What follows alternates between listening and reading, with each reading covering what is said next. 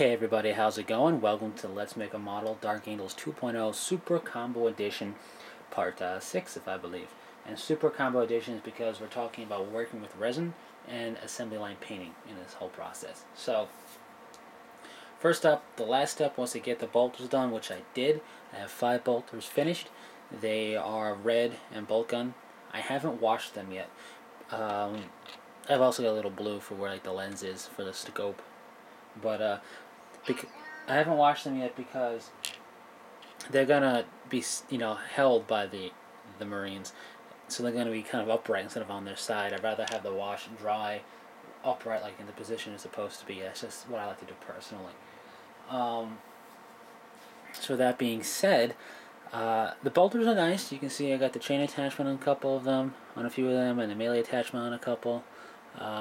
It's alright, but I prefer them actually without the attachment on there. I put them on there to see how it would be to work with them on there, and they're okay. They don't look bad. I just personally prefer the cleaner look without the attachment. So what you can do is you can put the attachments on the side, like they haven't put them on their belt yet. It's on their belt somewhere.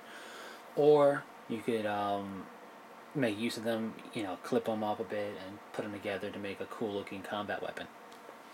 Whatever you want to do, if you were to not use them. I know with the combat knives that you get in the tactical squad boxes, they're a little bit longer than these attachments here.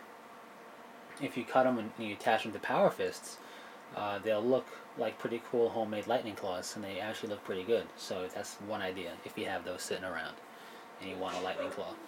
So with that being said, let's get into what the next step is, and I'm actually going to paint up the Dark Angel body.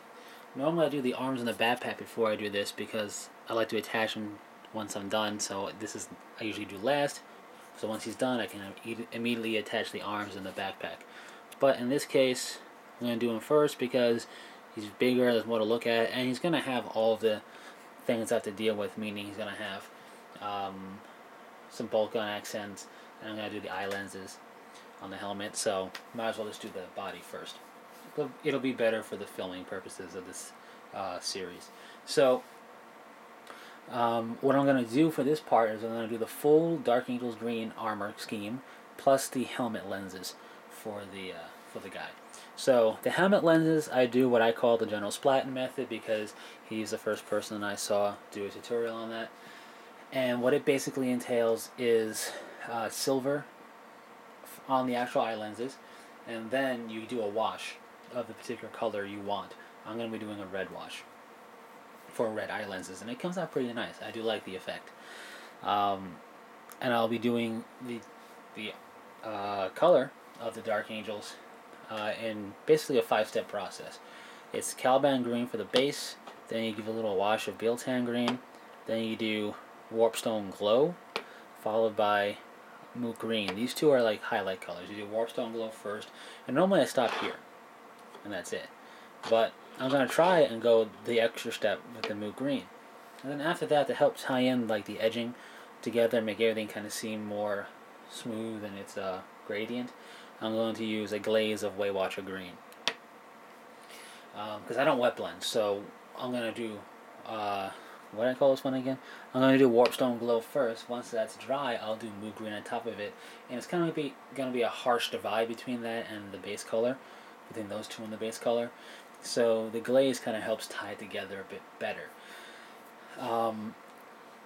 And after these, really, this is going to be wrong way. This is going to be kind of more of a tedious process, just getting a nice coverage over the model.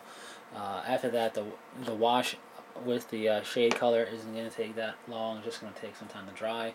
And then once you get to these steps, pretty easy. Same thing with the glaze. So it looks like a lot of paint, but it's really not that long to do. My personal feelings on it is less is more when it comes to the edging and the highlighting. You want to go too crazy. You want it to be where, just enough to get the point across is what I do.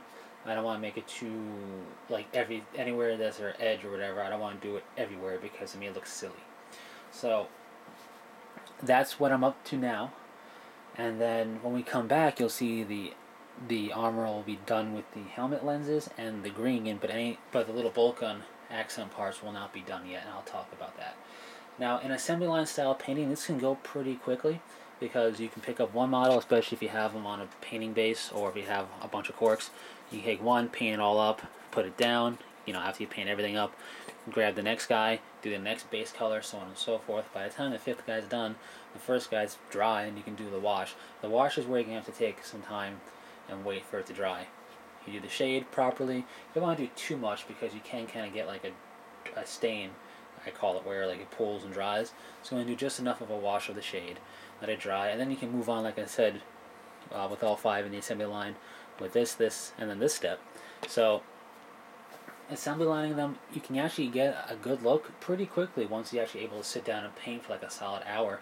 You'll get the assembly line process can get you going pretty quickly with good effect. With that being said, I like the assembly line process and I don't. I'll say that here and I'll touch on it again at the end of this series. I like it because when you're actually able to sit down and paint for a good stretch of time, you can get a lot accomplished with the assembly line painting. And I don't like it because it requires you to be able to sit down and actually devote maybe even like 3 hours to painting, and sometimes you can't do that on a regular basis. Even maybe once a week you might be able to, but even then that could be hard to swing sometimes. People have busy schedules.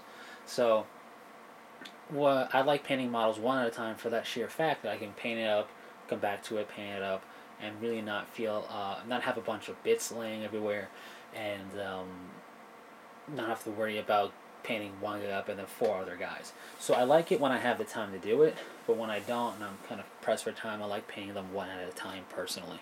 So anyways, that's it for this step. And they are all resin, not a big deal. At this juncture, the fact that the resin doesn't really matter anymore because the base coat's on there. It's just like painting any other model. So you don't have to worry about that necessarily. Anyways, that is it for this video. When I come back for the Let's Make a Model series, you'll see for Dark Needles Super Combo Edition, well, Dark Needles 2.0 Super Combo Edition, excuse me, you'll see these guys all painted up and ready to go. In theory, well, except for the bulk gun, their green will be all ready to go, and their eye lenses will be all ready to go. And in theory, once I do that, I could mount them on the base, but I'm not going to do that just yet. So, you could if you wanted to, though. Anyways, that's it. Thanks for sticking through it, and until next time, take it easy.